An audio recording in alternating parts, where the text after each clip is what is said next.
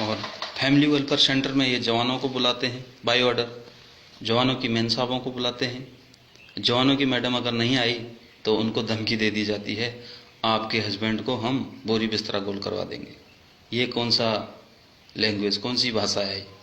आप जवानों की मैडम, जवान ने किसी कारण बस अपनी फैमिली रखी है, अपने बच्चे रखे हैं, किसी समस्या की वजह से घर में हालात ठीक नहीं है या कुछ दुख बीमार है, चलो मिलिट्री हॉस्पिटल में इलाज हो जाएगा, जवान लाता है अपनी परेशानी से, लेकिन उसको फैमिली वेलफेयर सेंटर में स्ट्रेच किया जाता है, क्योंकि इनकी मेन साहब लोगों को भी कमांड करनी है। इनकी मेन साहब लोगों को कमांड करने के लिए चाहिए, क्योंकि घर में खाना बनाने के लिए जवान है, जूता पॉलिश करने के लिए जवान है, घर की सफाई करने के लिए जवान है। 20 से 25 से 30 जवान तक इनके घरों में लगे रहते हैं, जो कि एक सबसे बड़ा घोटाला है, सबसे बड़ा भ्रष्टाचार है। इस पर कोई नज़र नहीं रख रहे लोग, इस पर कोई बोलने को खुश नहीं है, लेकिन हम बोलेंगे, हम छोड़ेंगे नहीं। इनकी मेन साहबों की जो दादागिरी सेना में चल रही है अफसरों की, इन अफसरों ने अपनी मेन साहब लोगों को आगे कर रखा है। कहीं भी अगर कोई वीआईपी अफसर आता है तो जूनियर अफसर अपनी मेन साहब को, लोगों को वहाँ रिसेप्शन में भेज देंगे। इस प्रकार से इन लोगों ने अपनी एक यूनिटी बना रखी है। सीनियर अफसर से जूनियर अफसर तक सब एक हैं, ये मिले हुए हैं। इन्होंने सेना के अंदर फैमिलीवाद फैला रखा, परिवारवाद फैला रखा है। सेना में, सेना की कार्रवाई में इनके परिवार का कोई भागीदारी होनी नहीं चाहिए। इनके परिवार का क्या मतलब है सेना में? इनके परिवार, इनके बच्चे, इनकी फैमिलियां, इनकी मेन साहब लोग यहाँ कमांड कर रही हैं, उनका चल रहा है यहाँ वो बोलेंगे वो होगा। वो किसी को जवान को बोलेंगे इसको वहाँ भेजो, तो साहब अफसर उसी को वहीं भेजता है। क्यों? इन मेन साहब लोगों का बोलबाला है सेना के अंदर। सेना तो इन मेन साहब लोगों की उससे चल रही है। कहाँ से सफल हो सकती है? कहाँ से सक्सेस हो सकते हैं हम लोग? इनकी फैमिलियां कमांड कर रही हैं, जिनको कि फौज के बारे में कुछ पता ही नहीं है। वो जवानों को ब्लडी बोलती हैं, उनको सलामी मारनी पड़ती है, उनको सलूट मारना पड़ता है मेन साहब लोगों को। ऑफिसर बोलता मुझे मारो मत मारो, मेरे मेन साहब को सलूट मारो। तो ये कौन सा काम करवा रहे हो आप हमसे? हम आपके मेन साहब को सलूट मारे तो आप भी मारो हमारी मैडम को सलूट। आप हमारी मैडमों को वहाँ फैमिली वेलफेयर सेंटर में डांस करने को बोलते हैं, आपकी मेन साहब लोग हंसती हैं। आपके बड़े सीनियर अफसर आते हैं, जूनियर जवानों की मेन साहब वहाँ डांस कर रही हैं, नाच रही हैं। ये कौन सा तरीका है आप लोगों का? क्यों इतना परेशान कर रहे हो जवानों को? ये फैमिली वेलफेयर सेंटर क्यों चला रहे हो आप लोग? दादागिरी दिखाने के लिए? जवानों को चक्कर कटाने के लिए? उनकी मेन साहब लोगों को क्यों परेशान कर रहे हो? वो कोई इलाज के लिए आए हैं, कोई प्रेग्नेंट है, किसी के घर में समस्या कुछ है, और यहाँ आप लोग बाय ऑर्डर उनको तंग कर रहे हो। ऑर्डरों में देते हैं, अगर कल फलाने की मैडम वहाँ पे नहीं आई सिलाई मशीन चलाने के लिए, तो वो बिस्तरा अपना गोल कर लेगा और यहाँ से चल देगा, यानी उसको तुरंत पोस्टिंग कर दी जाएगी। इनकी फैमिलियों की, इनकी मेन साहब लोगों की ऐसी पावर चल रही है यहाँ पे। जवान को तंग करने का इन लोगों ने, पूरे परिवार ने, अफसर के पूरे परिवारों ने ठेका ले रखा है। इन्होंने अपनी घर की खेती समझ रखा है फौज को। इनके घर की खेती है फौज। इनका पूरा यूनिटी बनी हुई है, यहाँ से वहाँ फोन चला जाता है, वहाँ से यहाँ फोन चला जाता है। अगर किसी जवान को यहाँ से ये पोस्टिंग भेज भी देंगे तो वहाँ पहले ही इनका फ़ोन चला जाएगा, देख लेना भाई फलाना बंदा आ रहा है, उसको भेज रहा हूँ, उसको देख लेना। इसका क्या मतलब होता है? इसके मतलब जवानों को अफसरों से खतरा है, जवानों को अफसरों से खतरा है। इनकी यूनिटी बनी हुई है, जवान कुछ बोल नहीं सकता इनको। अपने हक की लड़ाई भी जवान नहीं लड़ सकता। इनकी मेन साहबों की चमचागिरी करो। इनके लिए गाड़ियां लागू हैं, एक फ़ोन करती हैं 2 सेकंड के अंदर इनके पास गाड़ी पहुंच जाती है। ऐसी हालत कर रखी है इन्होंने फौज की।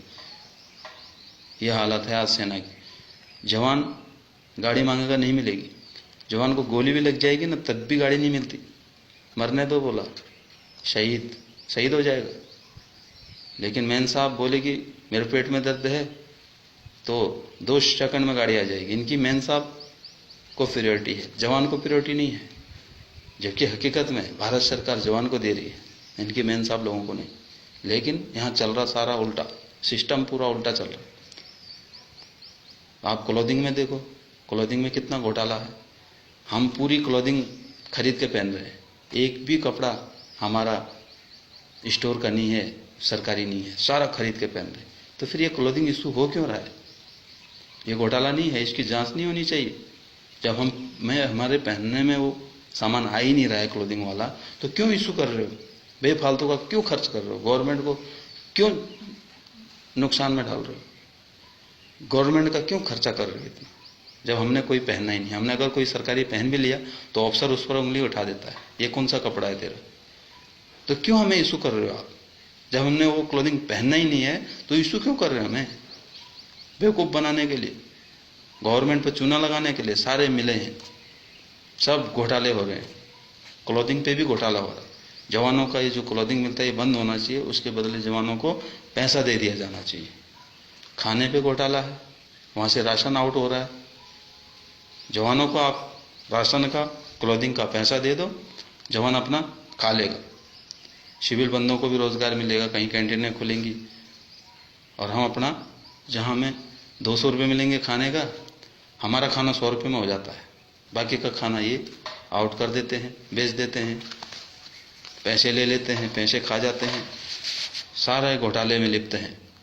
लोग बोलते हैं सेना में घोटाले नहीं होते, तो सबसे ज़्यादा घोटाले सेना के अंदर होते हैं, ये दावा कर सकता हूँ, क्योंकि इनको पता है यहाँ मीडिया आएगी नहीं, जवान मुंह खोलेगा नहीं, अनडिसिप्लिन में फंसा देंगे। सबसे ज़्यादा भ्रष्टाचार यहाँ है, सबसे ज़्यादा घोटाले यहाँ हैं। तो इसके लिए हम काम करेंगे, निश्चित ही ये सब बंद करना होगा। जो अंग्रेज़ों के समय से चला आ रहा सेना के अंदर, जो मिलिट्री लॉ सन 47 से पहले उस टाइम गुलामी का मिलिट्री लॉ चल रहा है, उसे ख़त्म किया जाएगा।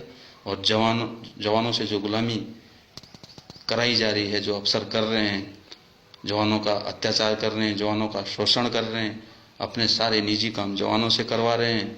और जब पूरे जवानों को निजी काम में लगाओगे तो जो हमारा असली काम है उसे तो हम भूल ही जाएंगे ना। इसीलिए हम कहीं सक्सेस नहीं हो रहे, कहीं ऑपरेशन हमारे सक्सेस नहीं हो रहे। मुठभेड़ में हमारे जवान शहीद हो जाते हैं। जो एक हफ्ते हथियार चला के मिलिटेंट आता है वो हम पर हैवी हो जा रहा है। हमारा जन्मजात काम है हथियार चलाना, गोली चलाना, वो हम पर हैवी हो जा रहा है। क्यों?